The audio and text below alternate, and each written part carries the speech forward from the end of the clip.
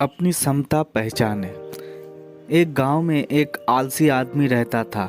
वो कुछ काम धाम नहीं करता था, बस दिन भर निठल्ले बैठकर सोचता रहता था कि किसी तरह कुछ खाने को मिल जाए। एक दिन वो यूं ही घूमते घूमते आम के एक बाग में पहुंच गया। वहाँ रसीले आमों से लदे कई पेड़ थे। रसीले आम देख उसके मुंह में पानी आ गया और आम तोड़ने वो एक पेड़ पर चढ़ गया।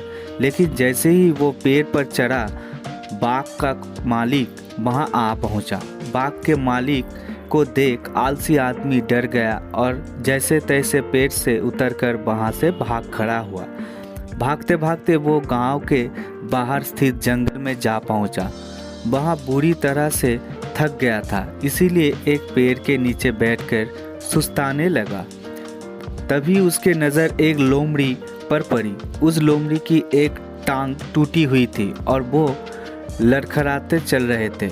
लोमड़ी को देख आलसी आदमी सोचने लगा, ऐसे हालात में भी इस जंगली जानवरों से भरे जंगल में ये लोमड़ी बच कैसे गई? इसका अब तक शिकार कैसे नहीं हुआ?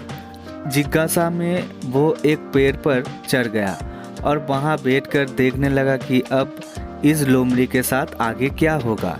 कुछ ही पल बीते थे कि पूरा जंगल शेर के भयंकर दहाड़ से गूंज उठा, जिसे सुनकर सारे जानवर डरकर भागने लगे।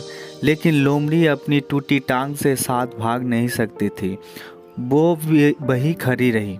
शेर लोमड़ी के पास आने लगा। आलसी आदमी ने सोचा कि अब शेर लोमड़ी को मारकर खा जाएगा, लेकिन आगे जो हुआ वो कुछ अजीब था। शेर लोमड़ी के पास पहुंचकर खड़ा हो गया। उसके मुंह में मांस का एक टुकड़ा था, जिसे उसने लोमड़ी के सामने गिरा दिया। लोमड़ी इत्मीनान से मांस के उस टुकड़े को खाने लगे। थोड़ी देर बाद शेर वहां से चला गया। वे घटना देख आलसी आदमी सोचने लगा कि भगवान सच में सर्वसर्वा है।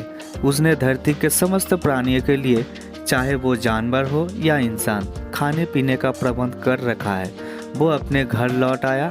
घर आकर वो 2 से 3 दिन तक बिस्तर पर लेटकर प्रतीक्षा करने लगा कि जैसे भगवान ने शेर के द्वारा लोमड़ी के लिए भोजन भिजवाया था, वैसे ही उसके लिए भी कोई ना कोई खाने पीने का सामान ले आएगा।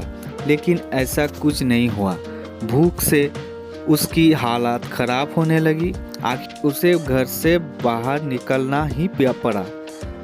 घर के बाहर उसे एक पेड़ के नीचे बैठे हुआ बाबा दिखाई पड़े।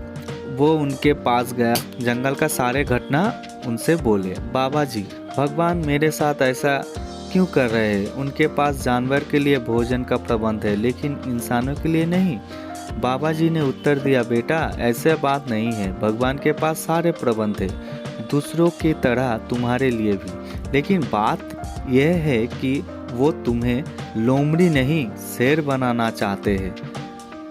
सीख, हम सबके भीतर समताओं का असीम भंडार है, बस अपनी अज्ञानतावश हम उन्हें पहचान नहीं पाते और स्वयं को कमज़ोर समझकर दूसरे की सहायता की प्रतीक्षा करते रहते हैं।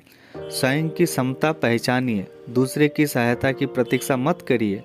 इतने सक्षम बनिए कि आप दूसरे की सहायता कर सकें। धन्यवाद।